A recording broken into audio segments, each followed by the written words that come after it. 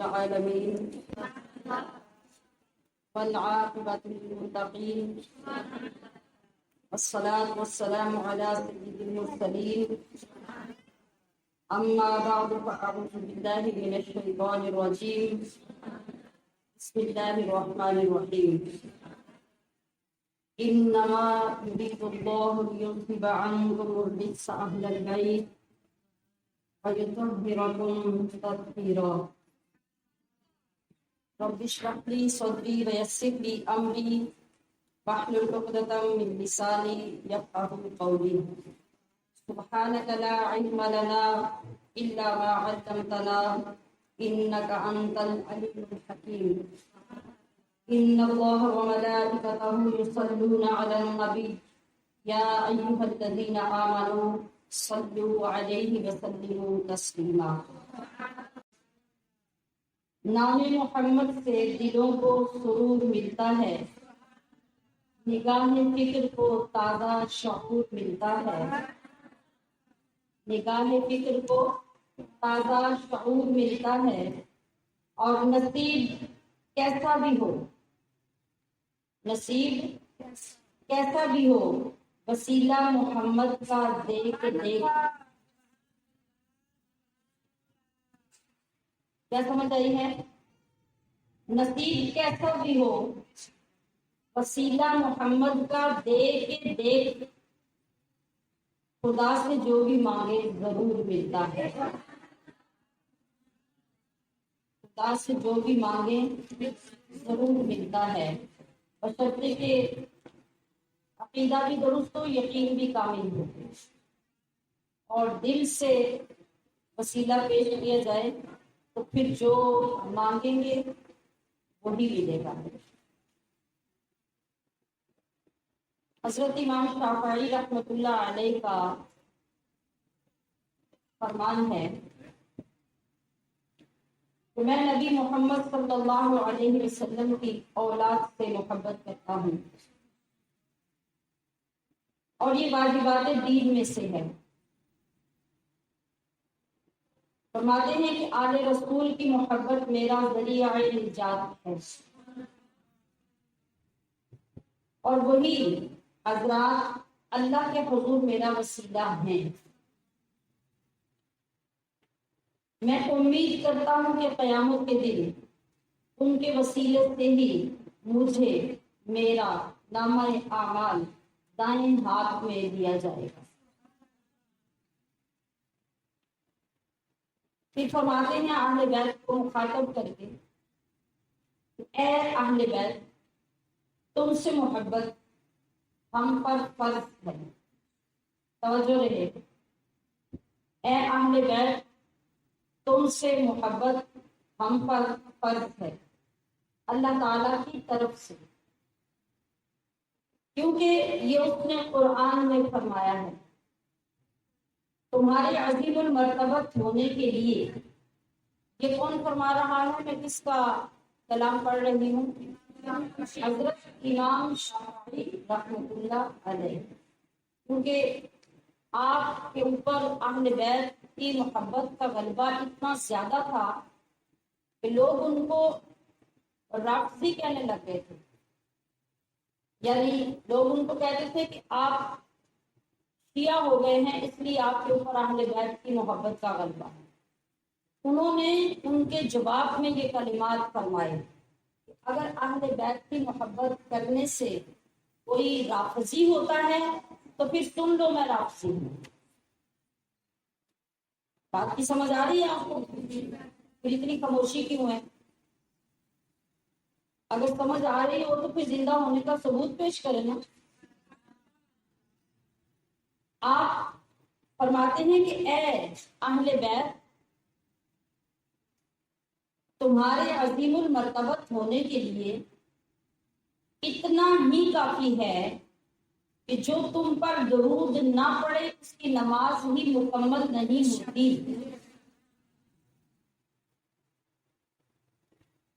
جیسے اللہ نے نبی علیہ السلام کو ساری کائنات سے افضل بنایا ہے، ایسے ہی آپ کے خاندان اور آپ کی اولاد کو بھی ساری کائنات سے افضل بنایا ہے۔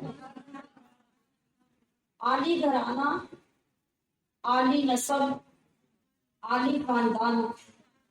پھر فرمایا کہ لوگوں کے نسب اور میرے نسب میں یہ فرق ہے کہ ساری دنیا کے نسب بیٹوں سے چلتے ہیں اور میرا نسب میری بیٹی فاطمہ سے چلا ہے۔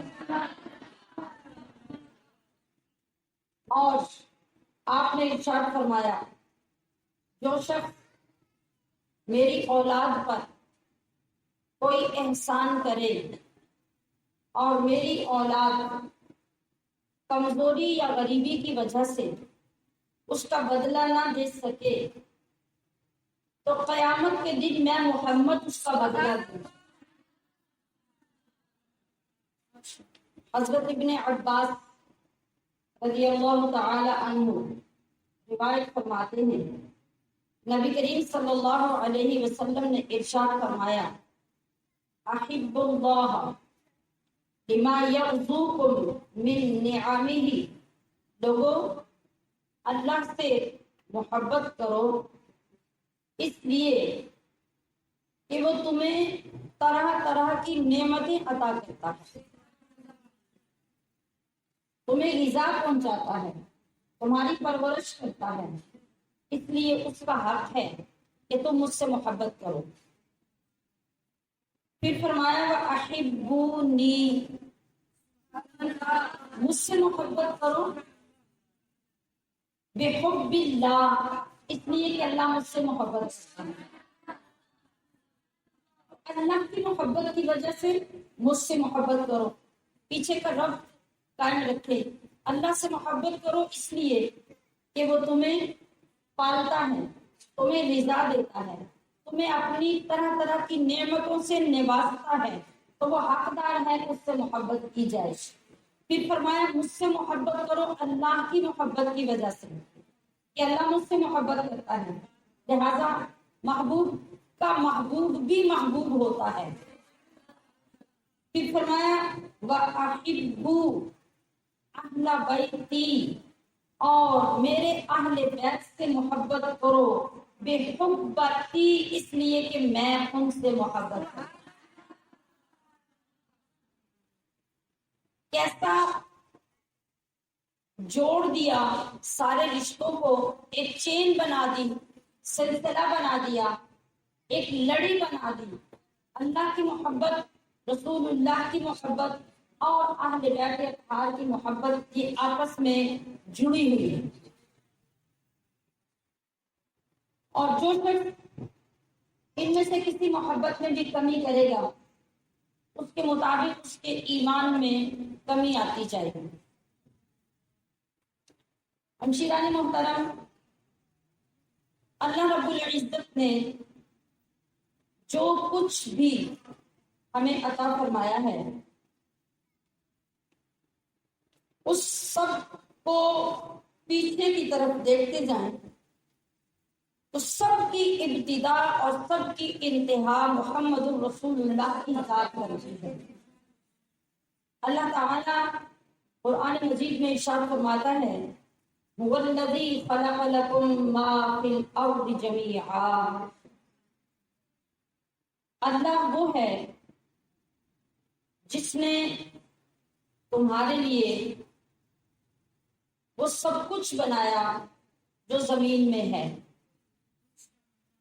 زمین کی تمام نعمتیں، تمام غذائیں، انواع و اقسام کے کھانے، یہ اللہ نے تمہارے لیے پیدا کیا۔ کیا سمجھ آئی کہ یہ جتنی بھی نعمتیں اللہ نے دنیا میں پیدا کی ہیں ان کا سبب کیا ہے؟ انسان۔ خلق لکم، تم سب کے لیے اس نے پیدا کی ہیں۔ جو کچھ بھی زمین میں ہے، وہ پانی ہے، وہ کھانا ہے، وہ سبزیاں ہیں، وہ ترکاری ہے، وہ اناج ہے، وہ پھل ہیں، سب کچھ تمہارے لیے پیدا کیا۔ تو ان چیزوں کے پیدا کرنے کا سبب کون ہوا؟ بولیے، کون سبب ہوا؟ انسان۔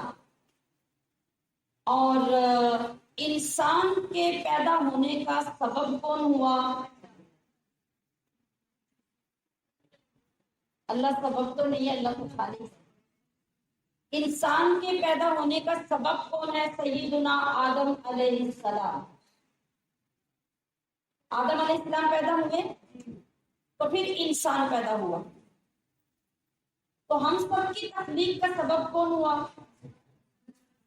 बोलिए बोलिए। हज़रत सय्यदुना आदम अलैहिस्सलाम। तो आदम अलैहिस्सलाम के पैदा होने का सबब कौन है? मुहम्मदुर रसूलुल्लाह। तो फिर सारी कायनात का सबब कौन हुआ? आमिना का लाल, अल्लाह का नूरे नजर, रब का महबूब, नबियों का सरदार मुहम्मदुर रसूलुल्लाह सारी कायनात और कायनात भर की नेमतों का सबब है। आज हमें जो कुछ भी जिस्मानी तौर पे, रूहानी तौर पे, जाहिरी तौर पे, बातिनी तौर पे इनाम और इकराम मिलते हैं, नेमतें मिलती हैं, तो वो दरअसल सब क्या है? आक़ाए दो आलम अलैहिस्सलातु वस्सलाम के सदक़े से और आपके सबब से।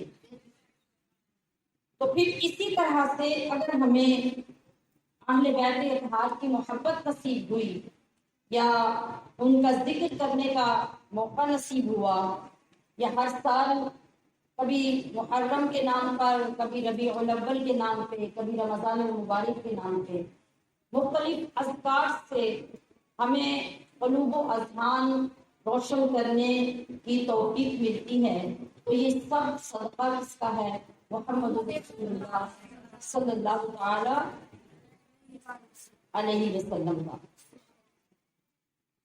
तो आज हमने अहले बैत अतहार की डायरेक्ट मोहब्बत की मौजू को आगे नहीं चलाना। आज सिर्फ हमने अहले बैत की वो खसूसियात जो अल्लाह पाक ने किसी की औलाद में, किसी की आल में, किसी के खानदान में नहीं रखी, जो आका अलैहिस्सलातु वस्सलाम की अहले बैत को अता की हैं। आज हम पहले चंद खसूसियात अहले बैत अतहार की सुनकर अपने क़ुलूब व अज़हान को तैयार करेंगे। फिर आपकी मोहब्बत और अहले बैत की पहचान ये हम कल के अगले प्रोग्राम में इंशाअल्लाह अजीज करेंगे।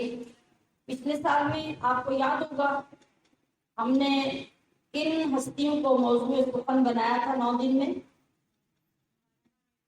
12 इमाम। तो इस मरतबा अभी हम इन 1-2-3 दिनों में अहले बैत अतहार की शान, फजीलत, उनकी पहचान पर वक्त सर्फ करेंगे, इसलिए कि इसकी पहचान चूंकि हमारे ईमान का हिस्सा है। कौन कौन अहले बैत हैं और किस अंदाज से, किस लेवल तक उनके साथ मोहब्बत जरूरी है, ये हमारे ईमान का चूंकि हिस्सा है।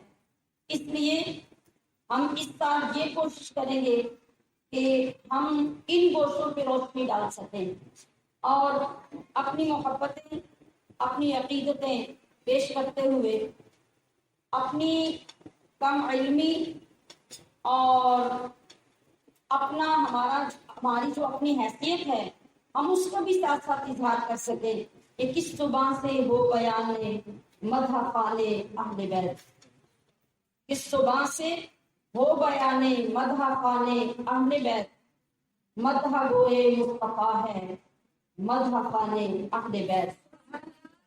उनकी पाकी का खुदाए पाक करता है बयान, उनकी पाकी का खुदाए पाक करता है बयान, आया तत्हीर से जाहिर है शान अहले बैत। और उनकी शान हम क्या बयान करेंगे कि उनके घर में बे इजाजत जिब्राइल आते नहीं, उनके घर में बे इजाजत जिब्राइल आते नहीं। قدر والے جانتے ہیں عز و شان اہل بیت۔ گھر لٹانا، سر کٹانا، کوئی تجھ سے سیکھ لے۔ گھر کٹانا، گھر لٹانا، سر کٹانا، کوئی تجھ سے سیکھ لے۔ جان عالم ہو فدا اے خاندان اہل بیت۔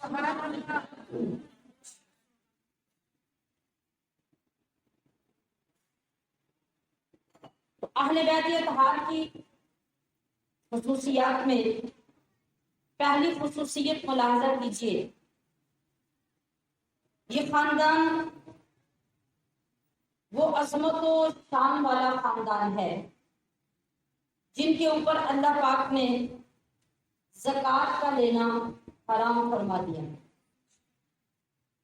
یعنی اہل بیت کرام کو زکوٰۃ اور واجب صدقہ، واجب صدقہ کیا ہوتا ہے؟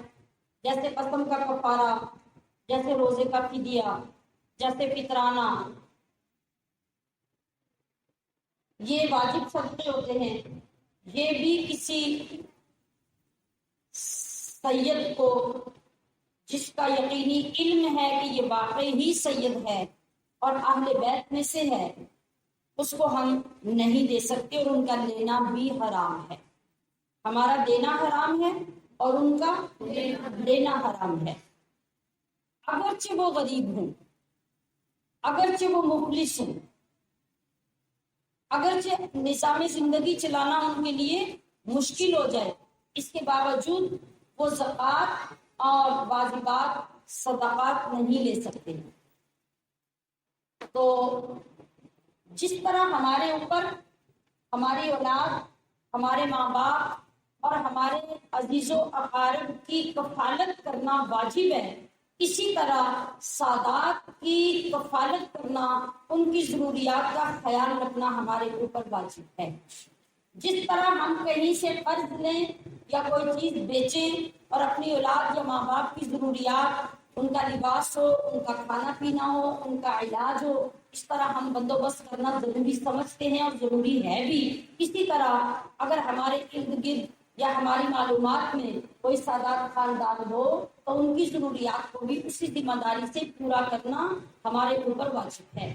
آپ نے سنا، میں نے اس سے پہلے عرض کیا کہ کائنات کے والی نے کیا ارشاد فرمایا کہ اگر میرے اہل بیت میں سے کوئی غریب ہوا، کوئی کمزور ہوا اور تمہارے احسان کا بدلہ نہ دے سکا تو پھر قیامت میں مجھ محمد سے آ کے اس کا بدلہ لے۔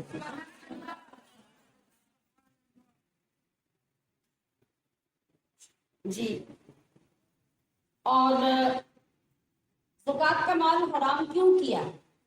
سادات پر، اہل بیت پر کیوں حرام کیا؟ اس لیے کہ جو زکوٰۃ اور صدقہ واجبہ ہوتا ہے وہ ہمارے مال کا میل اور ہمارے قصور کا ازالہ ہوتا ہے۔ ہم جو قصور کرتے ہیں عبادت میں، اس کی تلافی کرنے کے لیے صدقہ واجبہ دیتے ہیں۔ مثلا روزہ نہیں رکھا تھا تو قصور کیا تھا نا، اس کا فدیہ دیا۔ قسم کھائی تھی تو قصور کیا تھا نا، اس کو توڑا، اب اس کا کفارہ دیا۔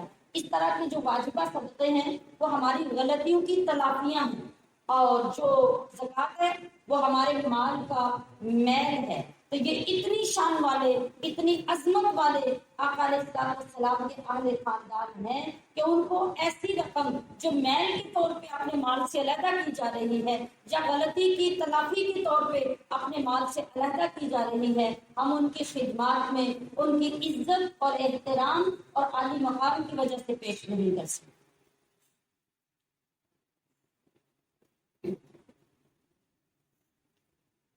اور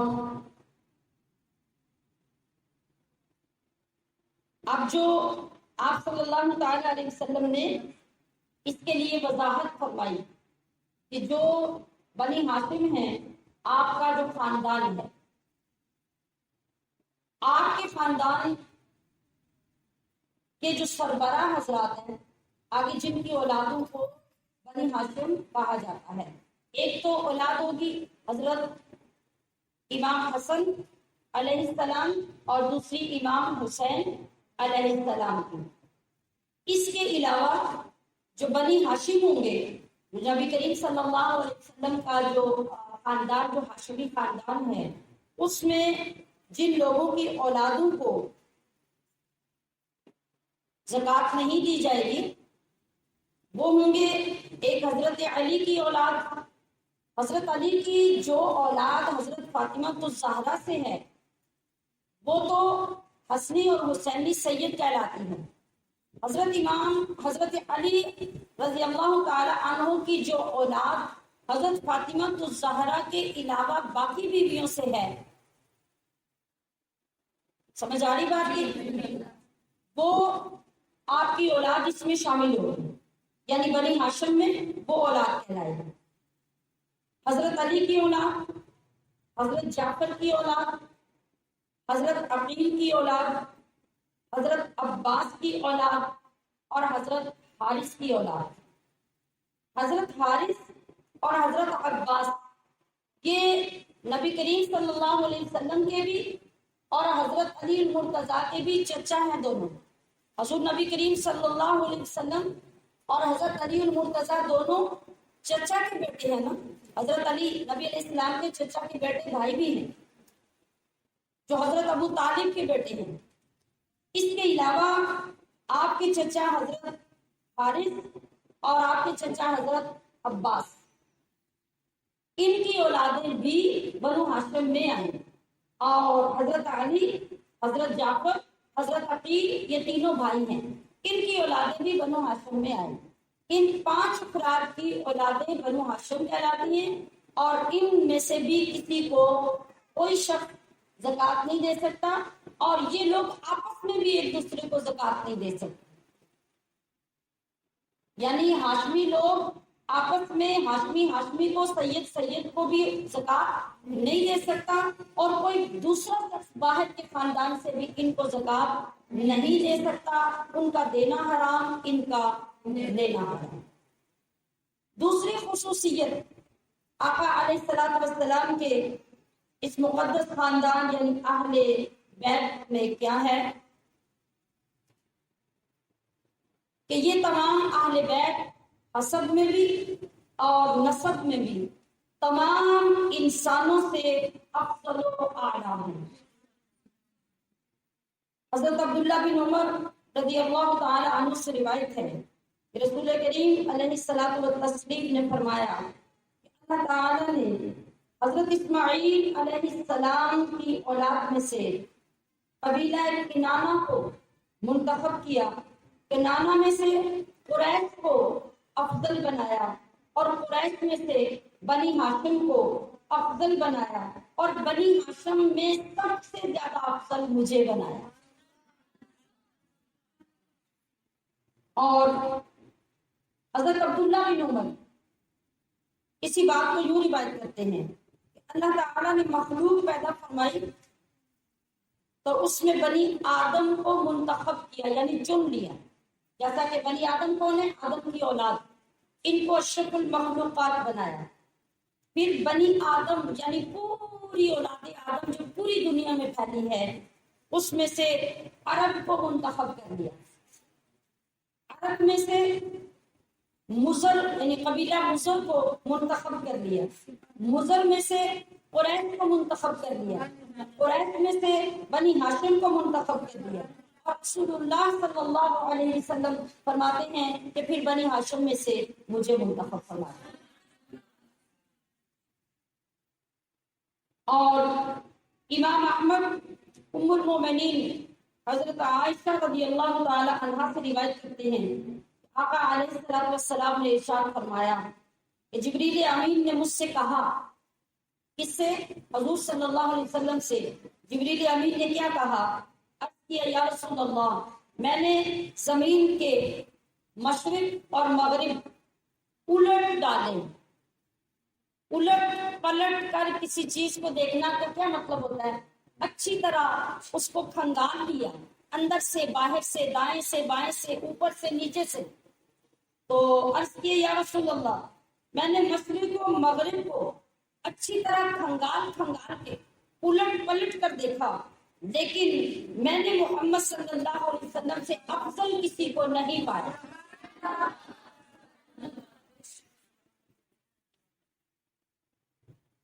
تو آپ دیکھیے اللہ تبارک و تعالیٰ نے وہ پورا سلسلہ جو اعلیٰ ترین تھا، اس اعلیٰ ترین سلسلے کی غلامی ہم جیسے گناہگاروں کو عطا فرما دی۔ اب تیسری فضیلت یہ ہے کہ سرکار اقدس صلی اللہ تعالی علیہ وسلم کی رشتہ داری اور آپ کے نسب کے علاوہ قیامت کے دن ہر رشتہ داری، ہر نسب منقطع ہو جائے گا، ختم ہو جائے گا۔ یعنی وہاں جا کے کوئی شخص کسی کو یہ نہیں کہہ سکے گا کہ میں تیرا رشتہ دار تھا، تو میرا رشتہ دار تھا، تو میرا بھائی تھا، حتیٰ کہ تو میرا باپ تھا، تو میری ماں تھی۔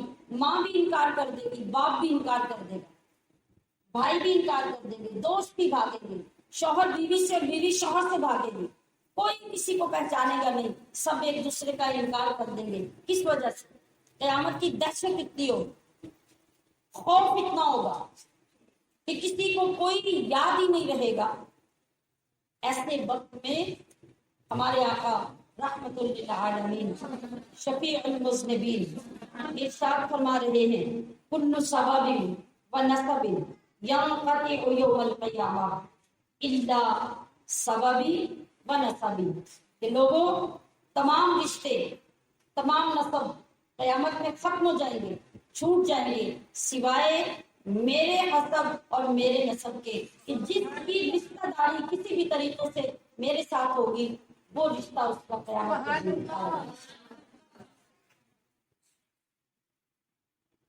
اس سے پہلے بھی میں نے یہ عرض کیا تھا کہ روایات صحیحہ سے یہ بات ثابت ہے کہ حضرت سیدنا عمر فاروق رضی اللہ تعالی عنہ نے اپنے لیے حضرت علی مرتضیٰ رضی اللہ تعالی عنہ کی صاحبزادی حضرت ام کلثوم،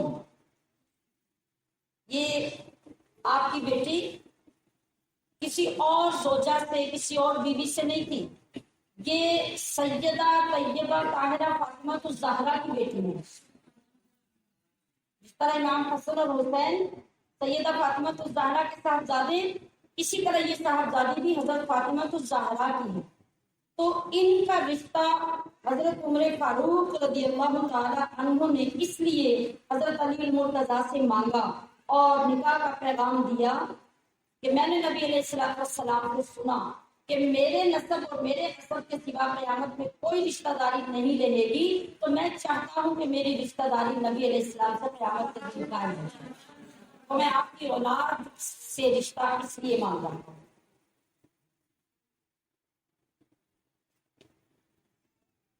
اور اس کے بعد جو چوتھی خصوصیت اللہ پاک نے اہل بیت کو عطا فرمائی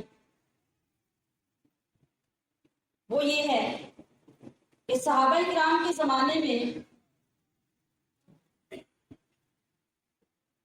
اہل بیت کے لیے اشراف کا لفظ بولا جاتا تھا، جس طرح آج سید کا لفظ بولا جاتا ہے۔ تو صحابہ کے زمانے میں نبی علیہ السلام کے اہل بیت کے لیے سید کا لفظ نہیں، اشراف کا لفظ بولا جاتا تھا۔ پھر زمانہ گزرنے کے ساتھ یہ لقب صرف حسنی اور حسینی سادات کے لیے خاص ہو گیا، یعنی صحابہ کرام کے زمانے میں لفظ شریف ہر اس فرد پہ بولا جاتا تھا جو نبی علیہ السلام کے اہل بیت سے تھا۔ پھر زمانہ جب آگے بڑھا تو اس میں صرف حضرت امام حسن اور حضرت امام حسین کی اولاد کے لیے یہ لفظ بولا جانے لگا۔ کون سا؟ اشراف کا لفظ، یعنی ایک شخص کے لیے جیسے سید لفظ بولا جاتا ہے ایسے اس کے ساتھ لفظ شریف بولا جاتا تھا۔ آج تک بھی مصر میں سادات کو لفظ شریف کے ساتھ ہی بلایا جاتا ہے۔ یہ جو ہمارے غیر عرب ملک ہے نا، ان میں حضرت امام حسن اور امام حسین کی اولاد کو سید کہا جاتا ہے، اور وہاں پر شریف کا لفظ بولا جاتا ہے۔ عرب میں ہر بزرگ جو آدمی ہوتا ہے نا اپنے سے بڑا ہوتا ہے، جس کے لیے ہم لفظ محترم بولتے ہیں یا جناب بولتے ہیں، تو عرب میں ان تمام لوگوں کو سیدی کہا جاتا ہے۔ میرے سید، میرے سردار یا میرے محترم، اس کے لیے عرب کا یہ لفظ ہے۔ ہمارے علاقے جو غیر عربی ہیں، جہاں پر ان شہزادوں کی اولادوں کے لیے لفظ سید بولا جاتا ہے۔ یہ بھی صرف نبی کریم صلی اللہ علیہ وسلم کی آل اور اہل بیت کے لیے اعزاز ہے، جو کسی اور خاندان کے لیے نہیں ہے، اور یہ صرف انہی لوگوں کے لیے بولا جائے گا جن کا نسبی طور پر سید ہونا سند کے ساتھ اور شجرے کے ساتھ ثابت ہو۔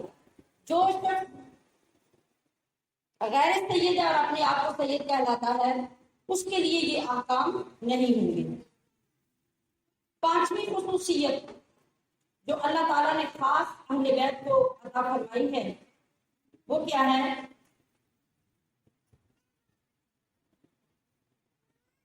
کہ جب تک کسی سید سے خدا نہ خواستہ کفر صادر نہ ہو جائے، کھلے عام وہ کفر یا کلمہ نہ کہہ دے یا اپنا مذہب اسلام نہ چھوڑ دے، اس وقت تک کھلے عام کسی سید کی بے حرمتی کرنا اور اس کی توہین کرنا جائز نہیں ہوگا۔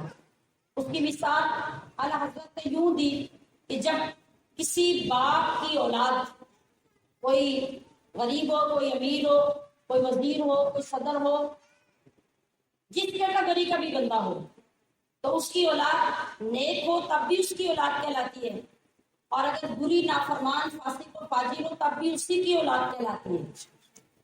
تو اسی طرح اہل بیت میں سے اگر کوئی گناہگار ہوگا تو وہ کہلائے گا اہل بیت ہی، اور کسی غیر سید کو اس کی سرعام توہین کرنے کی اور نافرمانی کی اجازت نہیں ہوگی، بے عزتی کرنے کی اجازت نہیں ہوگی۔ ہاں، اگر وہ بد مذہب ہو جائے، اگر وہ اسلام سے نکل جائے، تو پھر اس کا احترام اور اس کا ادب کسی پر لازم نہیں ہوگا۔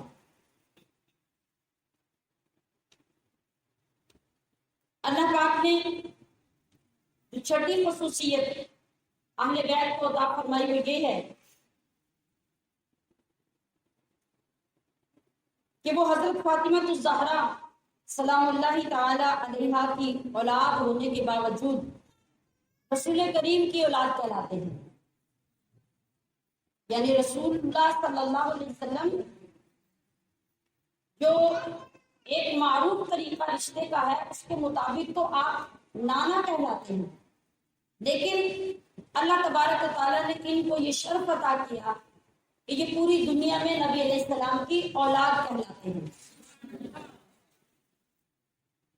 امام طبرانی نے یہ حدیث بیان کی کہ سرکار اقدس صلی اللہ علیہ وسلم نے ارشاد فرمایا، ان اللہ عز وجل جعل ذریۃ کل نبی فی صلبہ وان اللہ تعالی جعل ذریتی فی صلب علی ابن ابی طالب۔ ہر نبی کے لیے بھی یہی قانون رہا جو باقی لوگوں کے لیے ہے، یعنی ہر نبی کی اولاد اس کی اپنی پشت سے پیدا ہوئی، لیکن آپ علیہ السلام فرما رہے ہیں کہ میری اولاد کو اللہ تعالیٰ نے علی بن طالب کی پشت سے پیدا فرمایا۔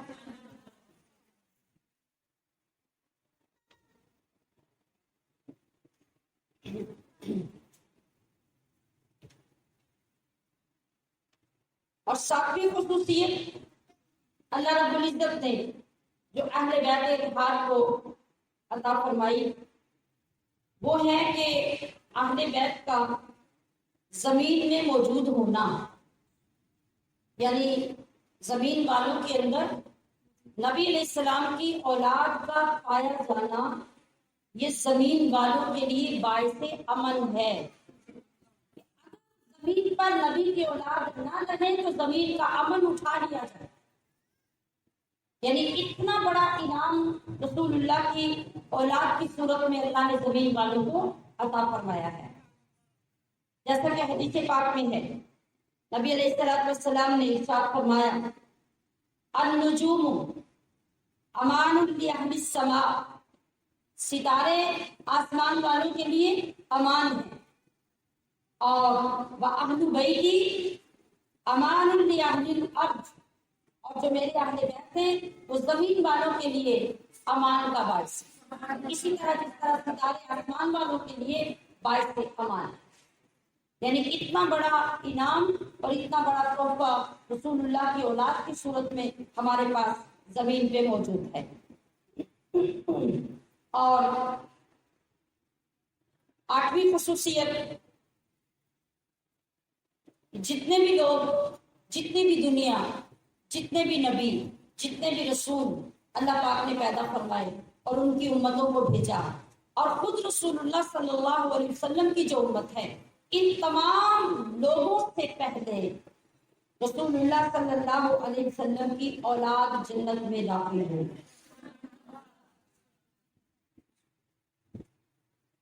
حضرت علی رضی اللہ تعالی عنہ روایت فرماتے ہیں کہ میں نے بارگاہ رسالت میں لوگوں کے حسد کی شکایت کی۔ حضور کی بارگاہ میں عرض کیا کہ لوگ حسد کرتے ہیں۔ آپ علیہ الصلوۃ والسلام نے ارشاد فرمایا، کیا تم اس بات پہ راضی نہیں کہ تم چار میں سے چوتھے ہو؟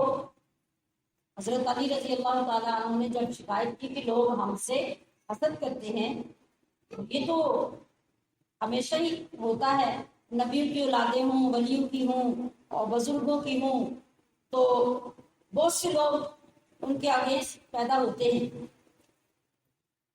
تو آپ نے یہ شکایت سن کر فرمایا کہ کیا تم اس بات پہ راضی نہیں کہ تم چار میں سے چوتھے ہو؟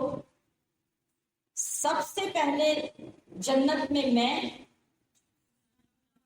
تم اور حسنین کریمین جائیں گے۔ یعنی آپ نے ان کی دلجوئی فرمائی حضرت علی رضی اللہ تعالی عنہ کی۔ آپ نے فرمایا کہ لوگ حسد کرتے ہیں تو کرتے تھے، تمہارے لیے تو یہ اعزاز اتنا بڑا ہے کہ چار لوگ جو جنت میں سب سے پہلے جائیں گے، ان چار میں تم چوتھے ہو، تو تمہاری ذات پر لوگوں کے حسد کا کیا اثر ہوتا ہے؟ یعنی پھر آپ نے نقشہ بتایا کہ جنت میں جانے کا طریقہ کیا ہوگا۔ آپ نے ارشاد فرمایا کہ جنت میں تم اور حسنین داخل ہوں گے، اور ہماری ازواج یعنی تمہاری زوجہ فاطمہ بھی اور میری ساری ازواج بھی اور تمہاری باقی ازواج بھی کیا ہوگا؟ ہمارے دائیں اور بائیں ہوں گی، اور ہماری اولادیں ہماری ازواج کے پیچھے ہوں گی، گویا کہ یہ پورا قافلہ ایک دم سے جنت میں داخل ہے۔ اور نویں خصوصیت وہ جو ابھی میں نے پہلے آپ سے عرض کی، اگر کسی شخص نے میری امت میں سے میری اولاد پر احسان کیا اور میری اولاد اس سے بدلہ نہ دے پائی، تو پھر میں محمد قیامت میں اسے بدلہ عطا کروں۔ یہ سوچنے والی بات ہوگی کہ ہم اگر اہل بیت پر احسان کریں گے تو ہمارے احسان کی نوعیت کیا ہوگی؟ کس چیز سے ہم احسان کریں گے؟ زیادہ سے زیادہ یہی نا کہ کچھ پیسے پیش کر دیں گے، کوئی غلہ دے دیں گے، کوئی کپڑا خرید کے دے دیں گے، اس سے زیادہ کیا کریں گے؟ عام طور پہ یہی احسان ہوگا ہمارا۔ لیکن جب قیامت میں مصطفیٰ کریم کا یہ اعلان ہوگا کہ آؤ میری اولاد پہ احسان کرنے والوں، مجھ سے احسان کا بدلہ لے لو، علیہ السلام کیا بدلہ عطا کریں گے؟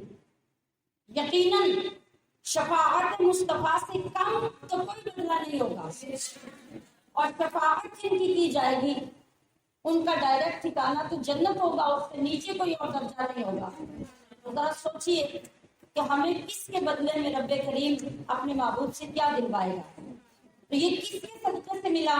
حضور کے اہل بیت کے صدقے سے، جن کی دنیا میں ہم نے عزت کی، اپنے آپ پر ان کو ترجیح دی، تو اللہ نے ہمارے لیے قیامت میں مصطفیٰ کریم کی شفاعت کو لکھ دیا، آپ کی رضا کو لکھ دیا، اور جنت میں بھجوانا ہمارے مقدر میں کروا دیا۔